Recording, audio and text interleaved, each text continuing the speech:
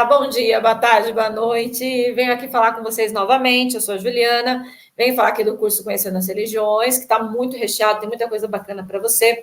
Vim aqui falar um pouquinho sobre fundamentalismo. É lógico que isso pode se estender muito, mas alguns aspectos importantes. Vamos primeiro aqui um pouquinho para aquilo que a gente entende de fundamentalismo, que faz parte também do que a gente percebe aí, né, que envolvem os grupos ditos fundamentalistas e o que envolve aí alguns conflitos, né?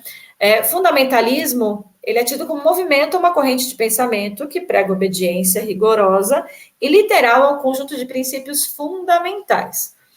É difícil precisar quando e quando surge, né, quando e onde surge pela primeira vez o termo fundamentalista. A gente percebe que na década de 20, aí no século 20, o termo já estava disseminado em alguns lugares, como alguém ou um grupo defensor ativo dos fundamentos da fé cristã. Então, por exemplo, o batista John Roche Strayton deu a seu jornal o nome O Fundamentalista, assinalando a sua linha identitária.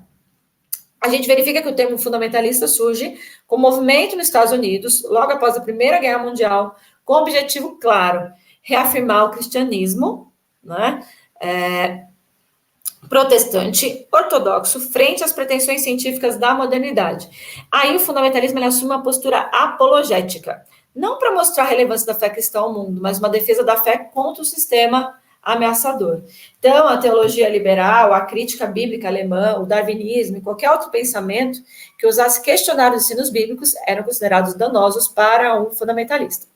Então, o fundamentalismo é uma reação religiosa contra toda forma de modernidade nesse sentido, né? Fazendo oposição às crenças consideradas seculares, ao próprio cientificismo e às suas ramificações em todos os âmbitos da existência humana.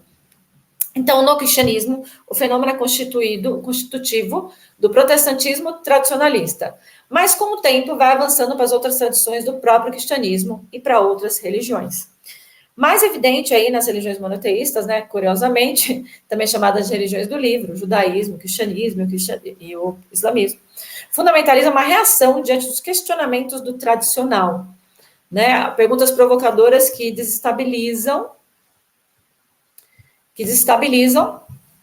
a própria tradição, né? Então, vem com essa ideia, estou mostrando aí para vocês, né, um pouquinho do que eu falei aqui, de que é uma linha tênue entre o fundamentalismo e o conservadorismo.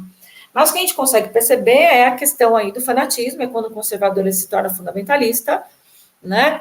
E a questão do proselitismo também, né, que é muito forte e que faz parte também aí do sistema. Então, o fundamentalismo é esse movimento dinâmico e complexo, que vai para além de um conservadorismo no ambiente eclesiástico de igreja, para um posicionamento militante no espaço público, tá? Então, o fundamentalismo, ele trava uma batalha aí para expulsar das igrejas protestantes aqueles considerados por elas como inimigos da fé, tá?